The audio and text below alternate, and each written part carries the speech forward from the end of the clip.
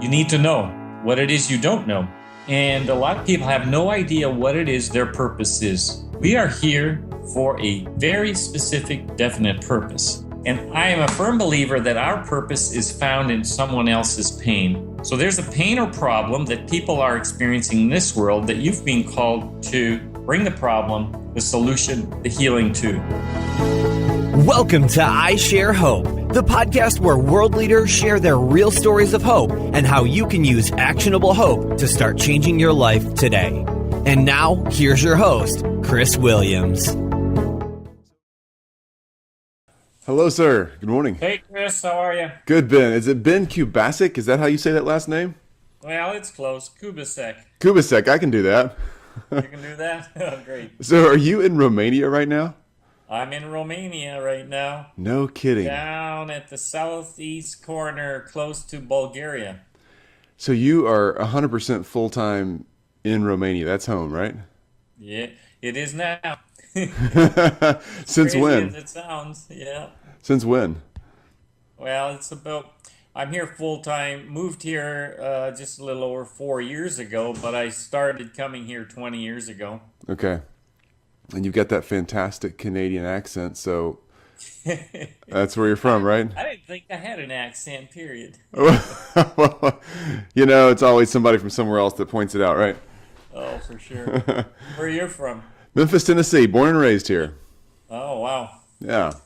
We try to get out and travel a good bit, but this is where I was born, and it turned out to be a great place to raise a family, so stuck around. Oh, good. So if I get this right, in your bio, you grew up in a religious, is a commune the right word there? That would be kind of a group where you live kind of isolated and live true to the religious beliefs. Is that right? That's correct. And what was that? Can I ask? It was a religious commune that was started by my grandfather way Wow. back in 1940. Wow. Yeah, he was a young soldier fighting in the First World War in Hungary, and then he got convicted one day that it wasn't right to kill your fellow man, and so he defected and snuck out of the country. Wow. And decided he got caught though. He got caught in Austria crossing the border, and they threw him in jail.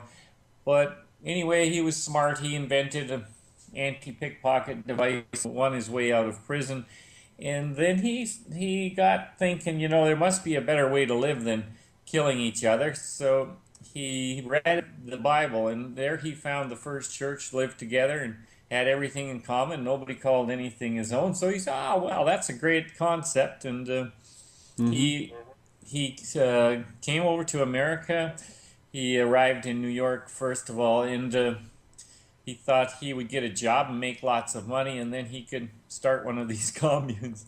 But it was the 30s, and so he didn't know that there was a depression going on. Didn't have the internet in those days.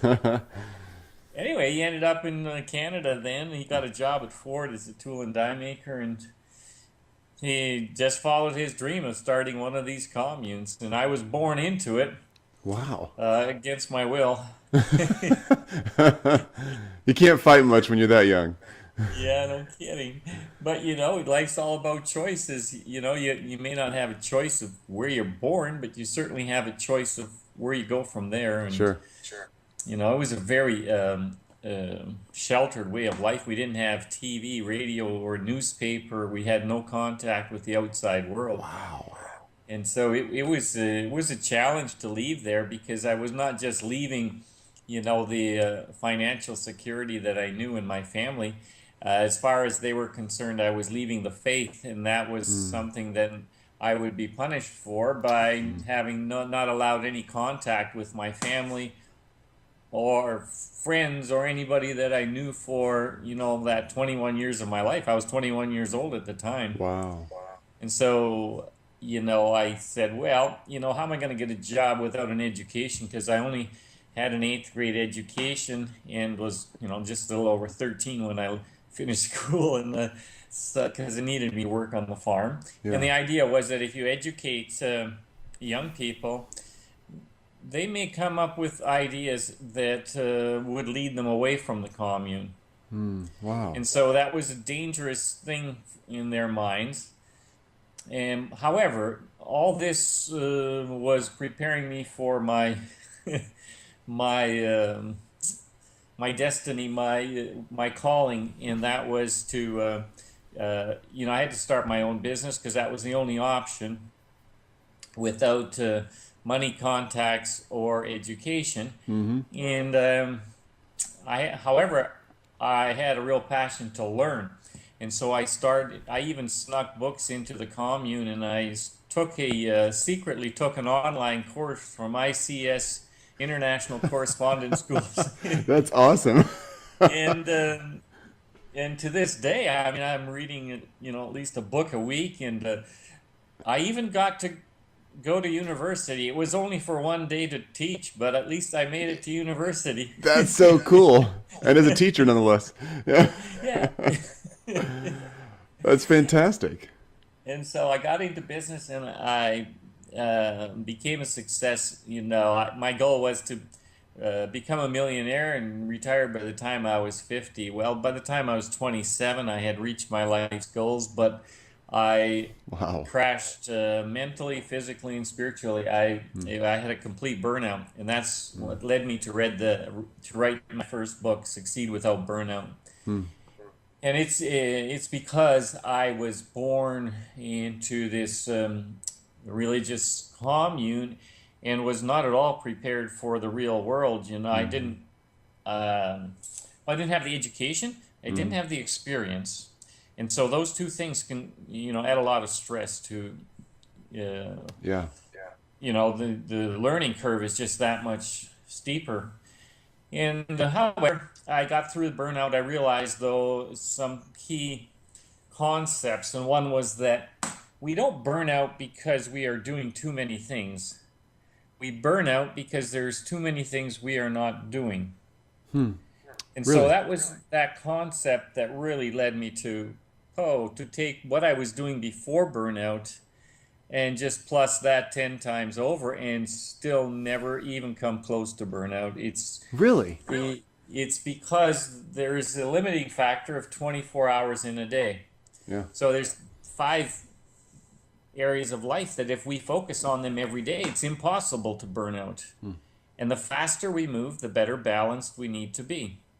And I learned that concept learning to fly the helicopter. I ended up building my own helicopter from a kit and then learning to fly the helicopter. And so That taught sounds me a lot risky. about- What's that? That sounds risky. Yeah, well, nobody has ever called me normal. Yeah, and so that led me to then my second book, which was the 5 F words that will energize your life. And those, I love that too. those 5 F words: family, friends, fitness, finances, and faith. Oh, you're missing one I was thinking of, but yeah. Yeah, I know. That's what my oldest son said. He said, "Dad, what?" But he came up with what I wasn't expecting. He said, "Where's fun?" But actually, there's another 5 F's that I was missing. So here's another book. That's great. Here's another book. But I'm working on a book now. But it's really for young entrepreneurs in developing countries. That's my passion, is to help. Not just bring hope to people in developing countries, because I live here now, and so I see that hope can sometimes be more of a curse than a blessing. And when I say that to the people here, they think I'm absolutely nuts. And I say, no, you know what? The fact that you guys, especially those with somewhat of a religious bent, some people call me religious. I prefer to call myself spiritual. Because religion really brings a lot of false hope to people, and so I'm not a pusher of the religious system. I believe in a relationship with the God that created us, but the religion itself has done more harm than good in these countries where hope is so needed. And so hope is vital, but unless we put some action to it, it doesn't become faith. And so this is what I teach the people here, is that, until we get you off your butt, it really doesn't matter whether or not you have hope. In fact, I started by bringing relief to these countries, shipping here medical supplies, coming here, building orphanages, community centers, churches. And you know what? It was like, as soon as we were done, it's like, okay, when's the next load coming? Oh, no, no, no. This was just supposed to be temp. Yeah, right. What are we going to do tomorrow? Right. And so, the old story saying, I don't know who came up with it, but it goes like this: give a man a fish, you feed him for a day, and teach him to fish, you feed him for life. I was thinking of that when you first started saying that. Yeah. But that guy was not an entrepreneur. You see, if we just teach people to feed themselves, we can never have them transform their communities. We have to teach them to feed each other.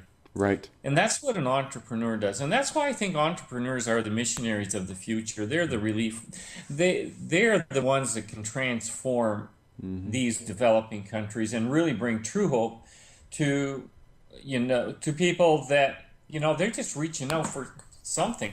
Yeah. I mean, I have so many Twitter followers from India and Africa, and these guys are just every day sending me emails. I even got one from the Minister of Finance of the country of Djibouti. He says, Wow. Cool. can you come and just teach our young people? And they didn't give me any notice. They had a conference for entrepreneurship just before Christmas, and I was just heading to Cuba with my daughter and her family. But he says, no, we got to have people like you come and teach our young people about how to do business, because that's the future. And there's going to be a renewed focus on entrepreneurship, I believe, in the United States of America when the coming economic crash, which has to happen. I mean, it's not just the writing is on the wall. You can't keep up what's been happening there and not pay the price. Yeah. And Unfortunately, I think you're probably right, and that's sad. but I think it's a great opportunity. And I think that's an opportunity that, your voice of hope is, okay, this is coming, but you know what? With every disaster, crisis, or whatever you want to call it, I mean, people here are still calling it a crisis, a financial crisis, what started in 2008, precipitated by the United States of America, unfortunately. But you know what? A crisis is supposed to be something short term, and it's supposed to come pass, and we deal with it. But here, their excuse for everything is there's a crisis going on. And so, I was telling them, no, you can become successful here just as well as anywhere else. You just have to do it. And they say, yeah, it's easy for you to say you're a Canadian businessman. You've been in business since you're 21 years old. And so, you know what? I just said, okay. Talk about taking a risk. We'll just pull all the plugs, get rid of everything in North America, and come and live with you guys. And, it's Romania right now. Might be Africa next month. Who knows? But right now, I'm helping the young Romanians, and it can be done. There's just as much opportunity, if not more, here than there is in Canada or United States. Yeah, I agree. That's But- awesome. Yeah, it is. It's incredible. People think, why would anybody in their right mind move from Canada to Romania when most Canadian or Romanians are moving the other direction? I'm with you, man. I I think tell- I think you went the right way. Well, I say, nobody in their right mind would just do it because they like Romania. You do it because you love Romanians. It's the And same as you would passion. do it because you love Africans, or if you love people and you want to, if you want to make an impact. Yeah. And I made money when I was your age, and my goal now is to make an impact and to make a difference and have fun doing it, make money doing it, and then show the young people that they can do the same thing and do it, without having, they say, oh, you can't do business here without paying bribes and nonsense. We don't do any of that nonsense, and we are very successful simply because there can't be a blessing on doing things crooked, illegal, and so forth. So So what businesses are you in right now in Romania? primarily, the biggest business, and it took about 7 years now to get it up off the ground, is called 3E House, And so if you go 3ehouse.ro for Romania, you'll see what we're doing there. We're building Canadian homes in Romania. Wow. We're Cool. bringing the materials from Canada for the structure and outside finishing. Okay. But the houses, when they're finished, look like American Canadian houses. And yeah, we're starting to sign contracts now for 2017. We've got enough to keep us going for 2016. So, Nice. and people said, "There's no way you can do that here. Nobody will buy those houses. They need to be concrete. They need to be." And so, yeah, there's about 1 million home shortage in Romania. You see, you have 1 million young families living Wow. with their parents. Wow. And sometimes you have 2, 3 young families living with the parents, and the homes are very crowded. Mm-hmm. And they get 1 bedroom for the husband and wife and 1 or 2 kids, Mm-hmm. and Wow. that's it. Wow. There's a dozen people living in a 3-room house, and that's not right. The government has come up with a first housing program, but you've got to be one of the, you have to be making a lot of money. You're not going to do it on the average wage here. Our Okay. average wage in Romania is about the same as Rwanda, about $475 US dollars a month. Wow. So you can produce a house that they can actually afford at that level? Well, we produce houses for people who have the price of our house in cash. Okay. Interesting. And we employ those people who are making about 475 to, I say our top guy would make probably about 2,000, about 500 US dollars in a month. So you're selling to the relatively more wealthy crowd, but you're actually employing the folks who are making a more working wage. Exactly. I love it. We're selling to those who actually work outside the country or work on ships. Yeah. We have 10,000 sailors right here in Constanța, Romania, who work outside the country, but their families are here and they need homes here. And so we're working to put together a housing program for young families that are actually working for us and can afford on that wage. And the only way we can do it is we say it's 150 euros, or in dollars about $175 a month, rent to own.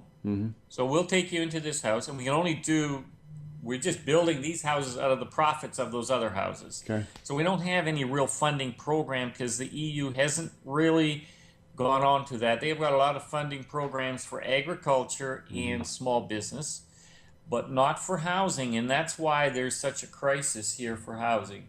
So what we do is then take the profits, and so as soon as we can, we build another small home, say about $50,000, something Okay. like that. Yeah. And it takes them 20 years to pay for it because it's 150 a month, and then euros, so about $170, and then we increase that by $10 every year. Okay. So it's manageable, Yeah. and that way they can afford it. But we'd like to see this program, and partly it's my fault. My vision is a little too small. I should be taking this to crowdfunding or some other means of scaling it on a much larger scale. But we want to prove it works on a small scale, and then I think we'll get the interest of government and especially the European Union. That's great. Because you can't keep young people in these countries, say, okay, we want to give them hope. You don't have hope if you don't have a house. If you don't have a roof over your head and some kind of security that you can give your family that this is home, That's hard. hope is just a word. Yeah. It's like, yeah, right. Yeah. Let's get out of here. Let's go to America where we can work at McDonald's and buy a $500,000 home. So it's crazy. Like, that's just the way it is. That's the way it was anyway in 2008. It's Yeah, it's not that way anymore. But I get the idea. Yeah, everybody thinks it's that way. Now you've got to be the manager at McDonald's. There you go. Oh man. Okay, you know, I could go on forever. I'm an entrepreneur as well, and I love it. I love what you're talking about. But I'm supposed to ask you 5 questions about hope and do our survey. Otherwise, people are going to be like, "Hey, quit talking about business. I want to hear the questions answered." Sorry about that. I guess you're right. I was supposed to have be listening for questions and bringing the answers. Well, hey, the questions are easy because they're all about you. So you answer them however you want. We're interviewing 1,000 people around the world who are actively bringing hope to their community Hmm. and asking them the same 5 questions about hope, kind of from what they believe about it all the way through to what in the world we should do about it next. Really actionable stuff. So Oh, okay. this is your answers, your story, not mine. So here we go, Ben. I'll ask you the first one. You ready? I'm ready. All right. What is your favorite quote or your definition of hope? Well, my favorite quote Quote about hope, obviously. Sorry. Yeah. about hope, yes, is that hope can be more of a curse than a blessing.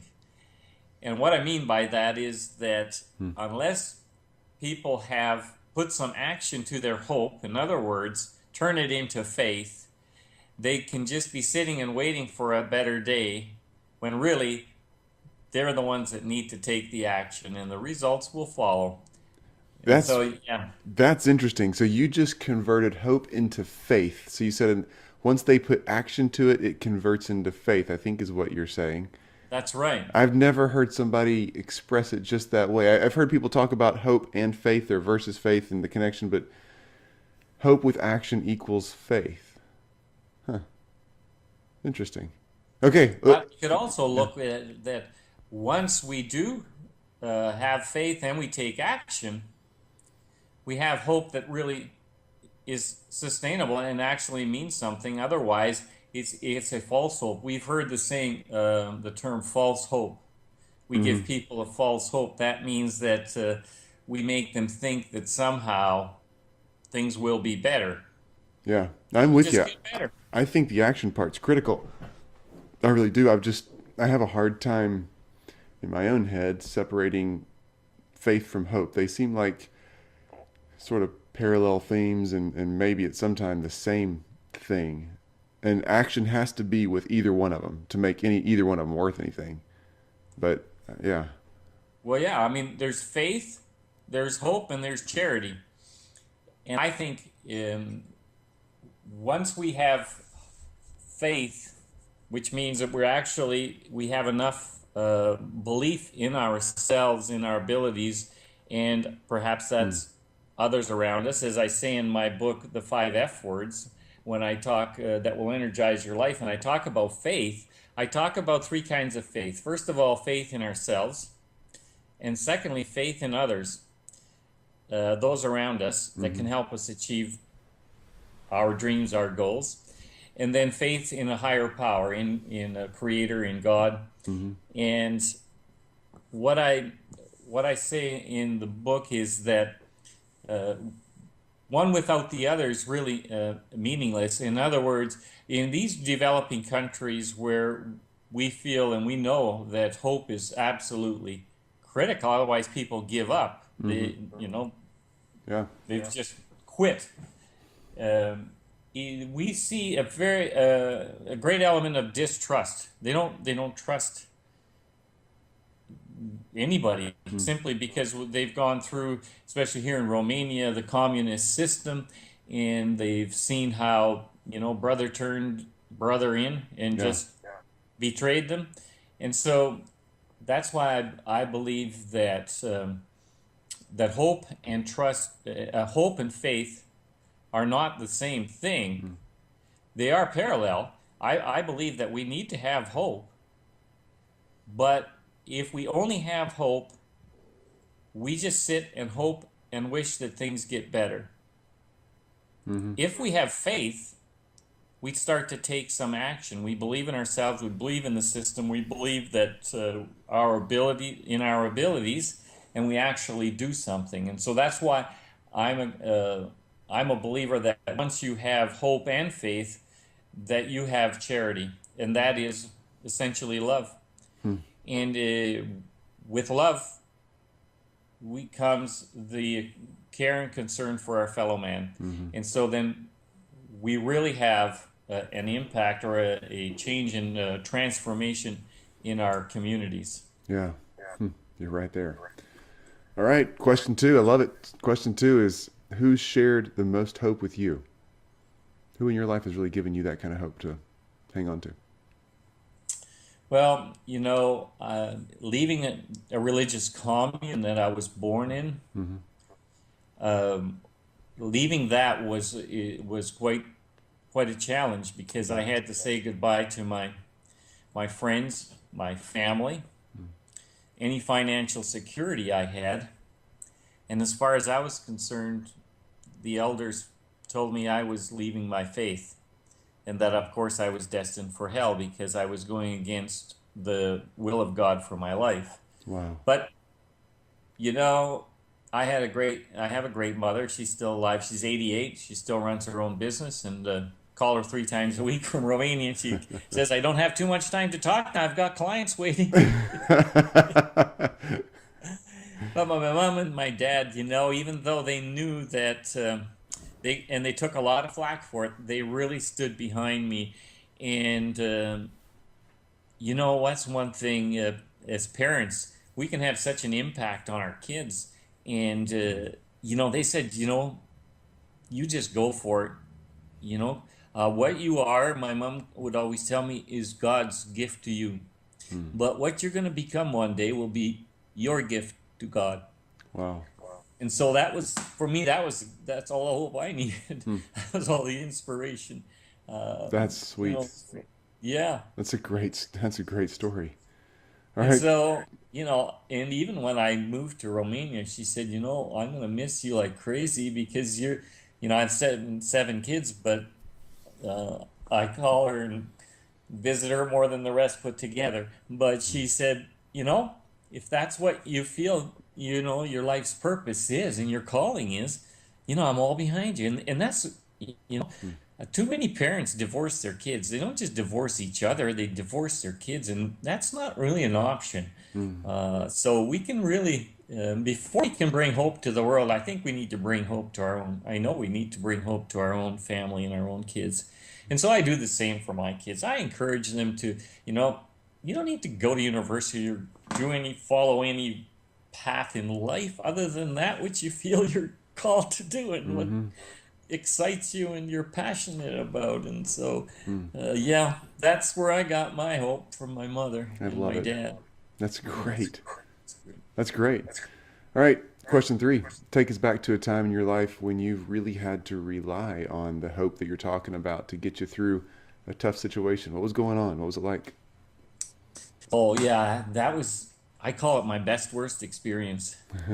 I was I was 27 years old at the time, and thought I had the world by the tail. I had left this religious commune 6 years before, and in those 6 years I had actually, I went right into business. I had no education or money, and I had become a millionaire in 6 years' time. Wow. And it was just crazy, and everything I touched just seemed to turn to gold. And I remember driving down the road one day, and I said, I just need to touch more things. And I had, just things coming out of my projects and companies I was running coming out of my ears. And then one day it just all came crashing down, and I experienced depression for the first time, waves of anxiety, insomnia, and heart palpitations. I thought I was having a heart attack, and it was all. I was 27 years old, and I was launching my first major real estate development. I was already developing smaller real estate projects, but this was a 97 lot subdivision, and I was developing it in a town that hadn't had 97 new homes in the last 97 years.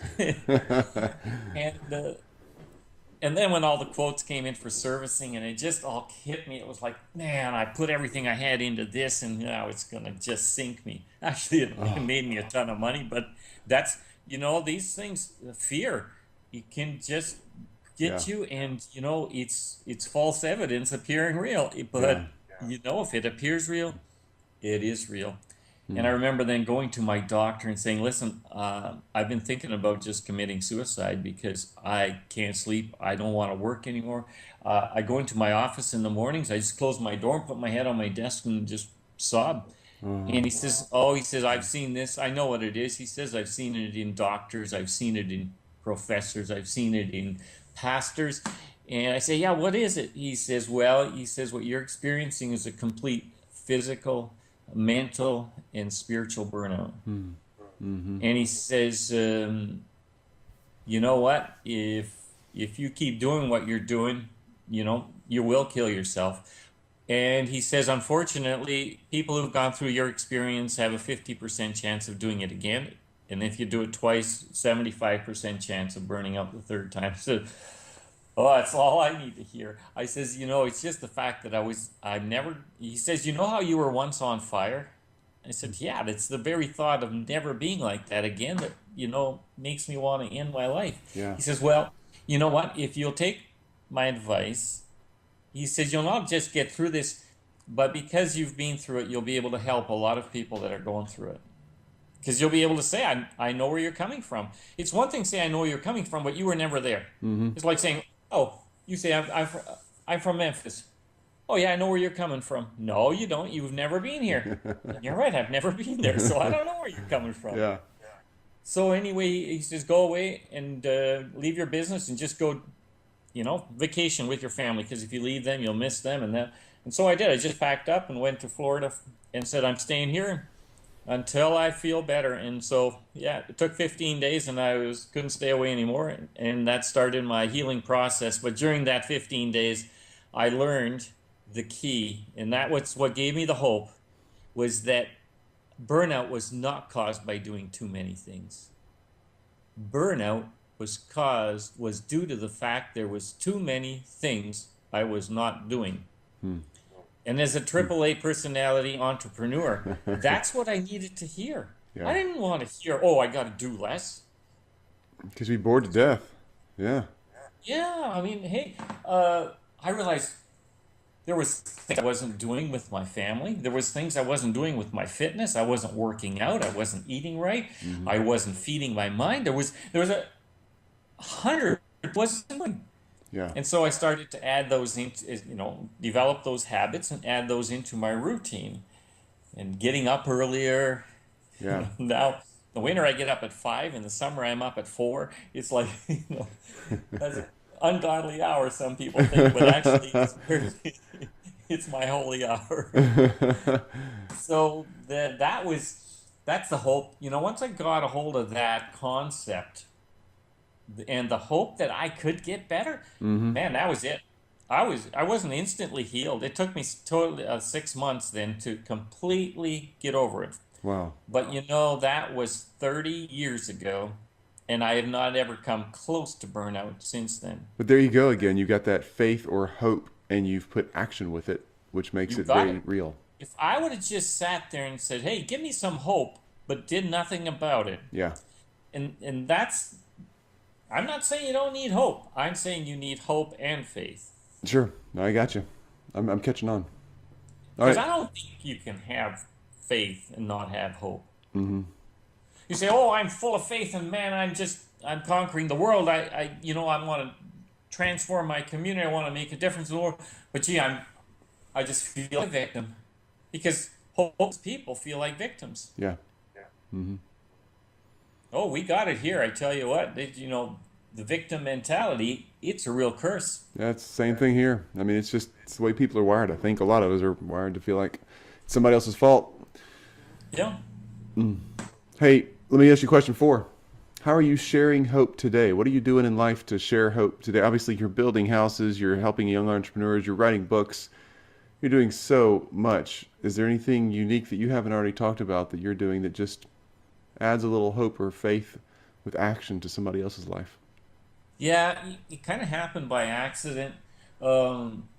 I have a Twitter following. I have 3 accounts. One is for inspiration, one for education, and one for motivation, because I teach a concept called think, act, feel, process. So in other words, we are transformed by the renewing of our minds. Most of us would agree with that concept. Yep. And so, if we could just change how we think, we would change how we act. So, most people are looking for inspiration, but what they need first is some education. I'm not talking about information. The internet is full of information. It's some education of how to put that information into some practical use. The definition of wisdom, I believe, is the skillful application of knowledge.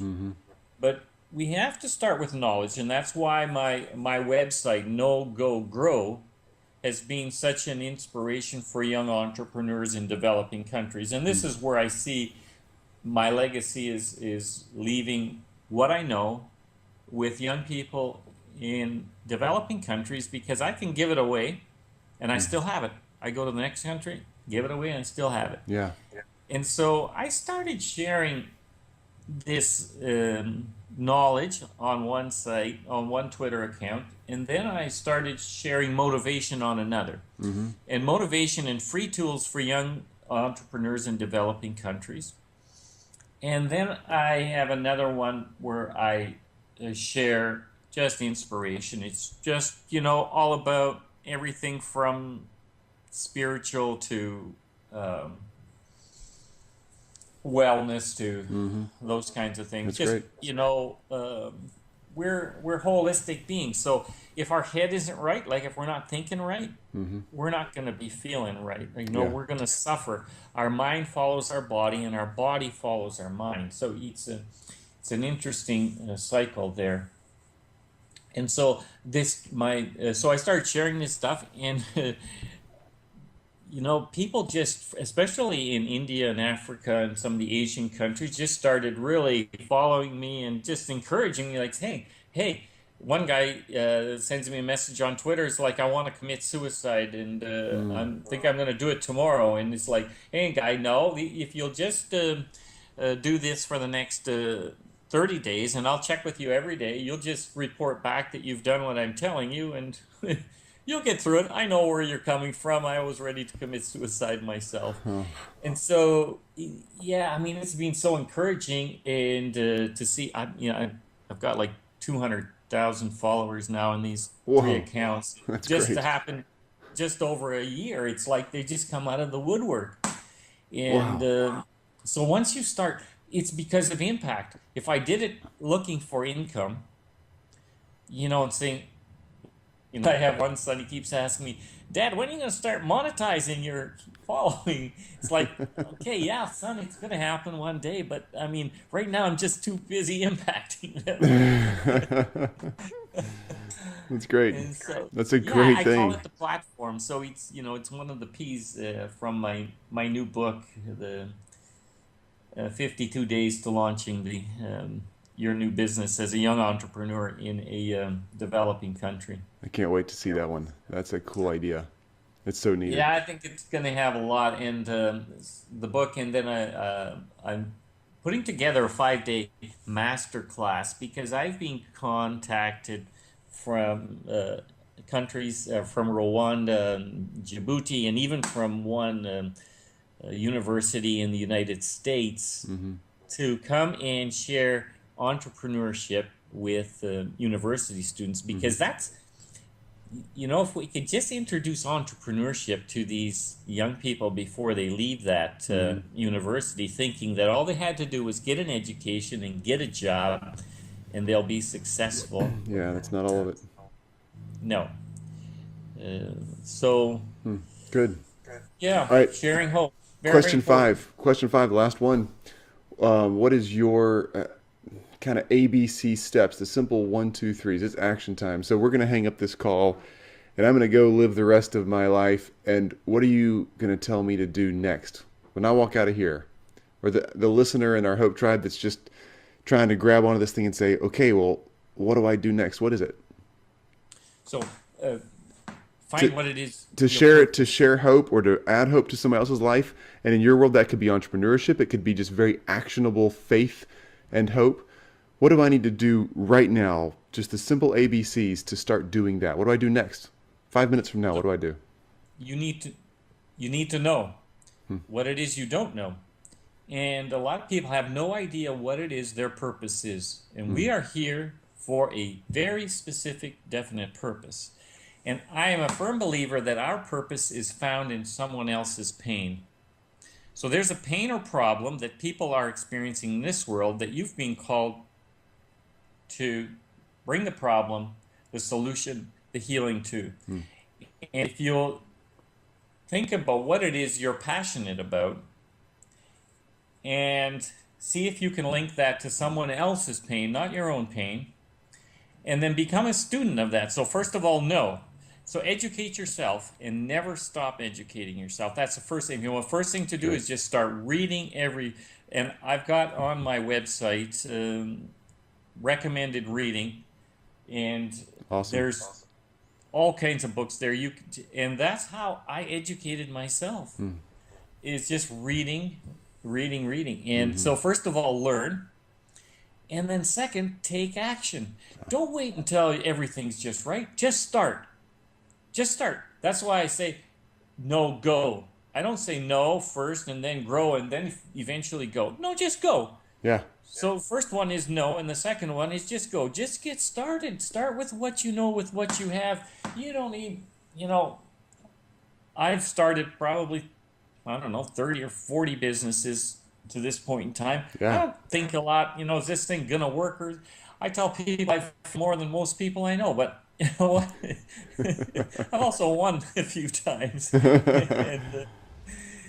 So the second thing is just take action. And if you know, for instance, that you should be exercising and you're not, go exercise. Don't wait till you feel like it, because the last one is the feeling, the growing. That's when you start to feel, hey, man, I feel better. I feel more fit. If most people could get off their blood pressure pills if they just started to move and started to eat right, and so many other illnesses, they know they should drink water. Well, drink water. Put it on your desk. There it is. Is that coffee or water, Ben? Was that coffee or water right there? That's hot water. Oh, there you go. Once you get onto hot water, your body really. You think you're having a coffee, but you're just drinking hot water.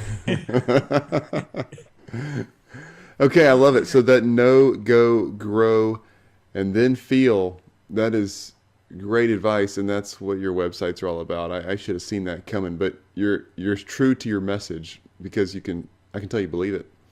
Well, it's just, live it. Yeah. So, it's, for me, it's not just works, it's the only way that I've found to really be practical. My mother always says, most people are too heavenly minded to be any earthly good. So in other words, it's got to be practical, easy to implement, and yeah. Well, great. Ben, tell us, these are good pieces of advice. It's super straightforward. You've kind of layered it through the whole talk here. I like that. Thank you. I think I've heard the same thing 10 or 15 times, and I mean that as a compliment. That means you're a great teacher because it takes about that many times for it to get through my thick head. I know from my own experience. All right, tell us how I can follow you. Where do I track you down? Social media, Facebook, websites, list all those out for me. So my inspiration website is my name, benkubassek.com. And I have a site for young entrepreneurs called nogogrow.com. And it's all free tools and advice and tips on how to, first of all, change how do you think like an entrepreneur, the mindset of an entrepreneur, and then the skill set of an entrepreneur, because you've got to have the skill set as well as the mindset. Good. And so it brings those two together. And then I have one for people that are interested in health, wellness, and life balance, and it's called succeedwithoutburnout.com, same as my book. Okay. On Twitter, it's this at Ben Kubassek, my name, on Twitter, and at NoGoGrow, that's for the entrepreneurs. Sure. And on Facebook, my name, Ben Kubassek.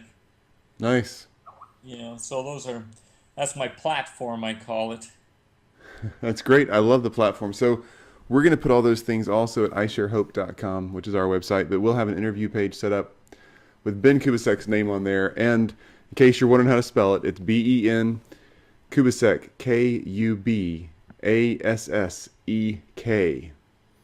Ben Kubassek. And if you Google his name, there's not that many Ben Kubaseks out there, so you'll find him, I promise. It's the only one.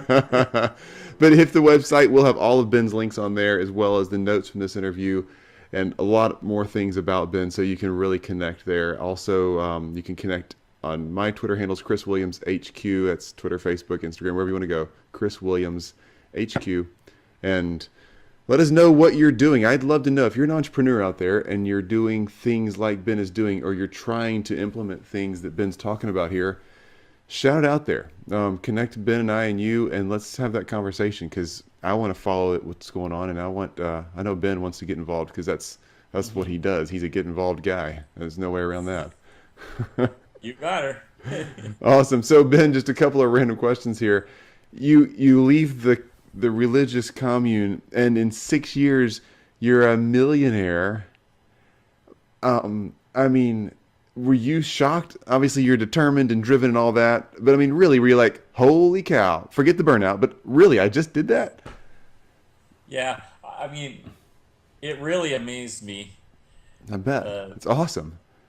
that just getting all this knowledge from books and then applying and then actually doing something with it. Man, it actually worked. It was like, this is a heck of a lot easier than what I thought it would be. Yeah. And yeah, unfortunately, though, I was a success in business, but a failure at life. Well, And we all have to learn our balance, yeah, I mean, it was there's two ways to learn. You can learn from other people's experiences, and that's why I'm passionate about sharing my experiences, because you can learn from others or you can learn from your own failures. And so I was just lucky that I survived my failures. That's great. All right. So when you left the commune, have you been back? Do you go back and visit friends, family from the past? Do they Oh let yeah, you? see, Okay. about 20 years ago, things started to change where they would allow us to come back, and at least they would talk and be civil. And so then, and the last 10 years, they've completely changed their ways and are very open. And yeah, it's great. You really learn to appreciate your family when you've not had access to them for a while. And so it's like anything else, we don't appreciate it until we lose it. And like our health, we don't appreciate that usually until we get a headache or something much worse. And so if your family's taken from you for a while, and then you can have access to them again, you'll appreciate them a lot more as well. So don't wait till that happens. Appreciate everything you have every day. I'm big on gratitude, and I believe that lack of gratitude or complaining is really the cause of poverty, not the other way around. It's not like we're complaining because we're poor. We're poor because we complain. So let's be grateful and thankful for everything we have every day. And so that's how I start every day in my early morning time that I have with myself. And Well, I'll second that. And just to close on that note, I am truly grateful. I really mean that you've spent some time with me and with the folks here that are learning about hope in such a unique way. Entrepreneurship and hope. You've connected a lot of really cool themes and faith. Thanks for doing that. Thanks for your time. Thanks for your insight and being willing to share and mentor the next generation of people who are trying to do something. well, thanks for having me, Chris. It's been a pleasure. It's been a pleasure for me too. Enjoy Romania. Have a great day. Thank you. Bye-bye. Bless you. Bye-bye. You've just listened to I Share Hope. If you're ready to make a change, head to our website at isharehope.com and claim your free copy of the top 10 actions of hope from world leaders to use hope in your own life. Thanks for listening, and we'll talk to you next time.